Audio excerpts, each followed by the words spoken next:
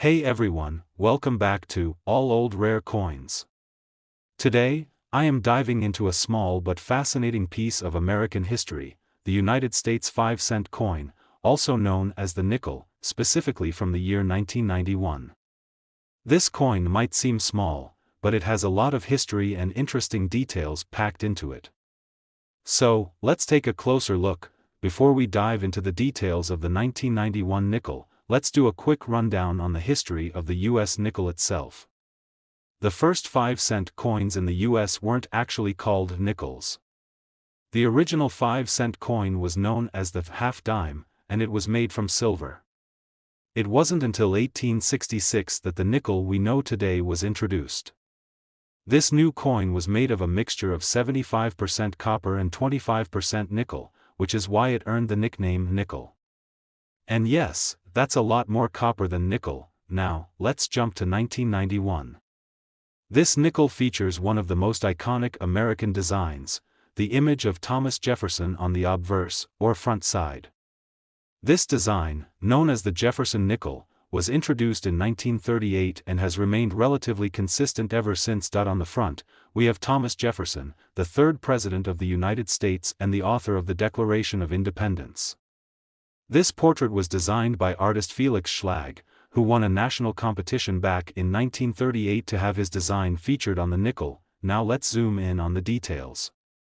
On the obverse, you'll notice the words, "In God We Trust," on the left side, and "Liberty," in cursive with the date, 1991, on the right. Jefferson is facing to the left, giving a serious, thoughtful look. Now let's flip it over to the reverse side. Here we have an image of Monticello, Jefferson's famous estate in Virginia.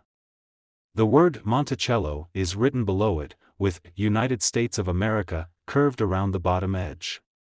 Just above Monticello, you'll see the Latin phrase e pluribus unum, meaning out of many, one, which reflects the unity of the U.S. And of course, we have the denomination 5 cents prominently displayed. Another important detail on the 1991 nickel is the mint mark. You'll find it just to the right of Monticello. If you see a P, it means the coin was minted in Philadelphia.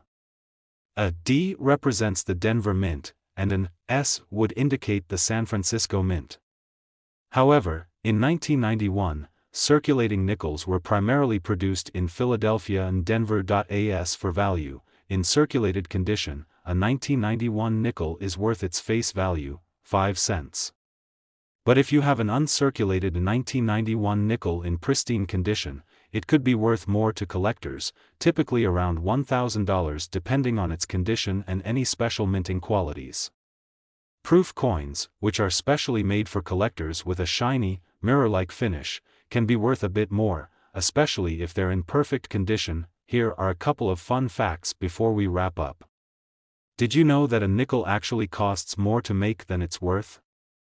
It costs around 7 cents to produce a 5-cent coin, mainly because of the materials and production costs.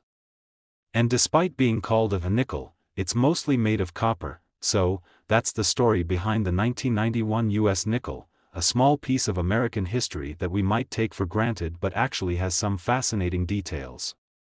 Next time you come across a nickel, take a closer look. Who knows, you might be holding a small piece of history in your pocket.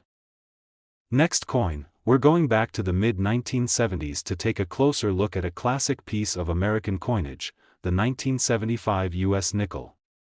Known as the Jefferson Nickel, this 5-cent coin might seem ordinary, but it's actually packed with a lot of history and fascinating details.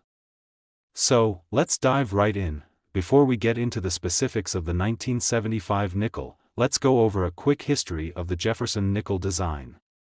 Introduced in 1938, the Jefferson Nickel replaced the Buffalo nickel and has been one of the most stable designs in American coinage. Its obverse features the portrait of Thomas Jefferson, designed by artist Felix Schlag, who won a national competition to create this design. The design has changed slightly over the years, but the 1975 nickel still maintains the traditional Jefferson portrait and Monticello design that were first introduced in 1938. Let's take a closer look at the details of the 1975 nickel. On the obverse, or front side, you'll see the iconic portrait of Thomas Jefferson, the third President of the United States and the principal author of the Declaration of Independence. To the left of Jefferson's portrait, you'll find the words, "In God We Trust." On the right side, it reads, "Liberty," in cursive, followed by the date, 1975. Jefferson is facing left, with a calm and dignified expression. This design reflects the classical style that was common in the early 20th century and captures Jefferson's role as a statesman and philosopher. Now, on the reverse side, we see Jefferson's famous home, Monticello, located in Virginia. This iconic estate is an enduring symbol of his legacy as an architect, scientist, and leader. Just above Monticello, you'll see the phrase, "E pluribus unum," which means, out of many, one, reflecting the unity of the United States. The denomination, 5 cents, is displayed directly below Monticello, along with United States of America curved along the bottom. Now let's talk about mint marks and where these nickels were produced. In 1975, the Jefferson nickels were minted in two main locations, Philadelphia and Denver. You can identify where your nickel was minted by checking for the mint mark, which you'll find on the reverse side, to the right of Monticello. If there's a D mark, that means it was minted in Denver. If there's no mint mark, it was minted in Philadelphia. San Francisco also minted proof nickels for collectors in 1975, and those coins will have an S mint mark. Proof coins are specially made for collectors and have a higher quality with a mirror-like finish. Now, let's talk about the value. Most 1975 nickels in circulated condition are worth their face value, just 5 cents. However, if you have a 1975 nickel that's uncirculated or in pristine condition, it could be worth more to collectors, generally between $25,000. Proof versions from the San Francisco Mint are worth even more, depending on their condition. It's also worth noting that finding a 1975 nickel in mint condition can be a bit of a challenge, given that most circulated coins from this year show signs of wear. Here are a couple of fun facts about the 1975 nickel. Did you know that the Jefferson nickel is one of the longest-running coin designs in U.S. history? It's been in use for over 80 years with only a few changes. Another interesting fact is that even though it's called a nickel, it's actually made up of 75% copper and only 25% nickel. And here's something you might not know, nickels actually cost more to make than their face value. Producing each nickel costs the U.S. Mint around 7 to 8 cents, mostly due to the cost of materials and production. So, there you have it, the story behind the 1975 Jefferson nickel. Even though it's just a small piece of change, this coin represents an important part of American history and numismatic tradition. If you enjoyed learning about the 1975 nickel, make sure to give this video a thumbs up, and don't forget to subscribe for more coin history and collecting tips. Look next, we're diving into a fascinating and often overlooked piece of American coinage, the 1978 U.S. nickel, also known as the Jefferson nickel. It might just seem like a small coin in your pocket, but the nickel has an intriguing history and unique details worth exploring. So let's take a closer look at this classic coin and uncover some of its secrets. First, let's talk briefly about the history of the Jefferson nickel. This iconic design was first introduced in 1938, when it replaced the Buffalo nickel. The U.S. Mint held a design competition to create a new 5-cent coin, and it was won by sculptor Felix Schlag, who based his design on a famous portrait of Thomas Jefferson.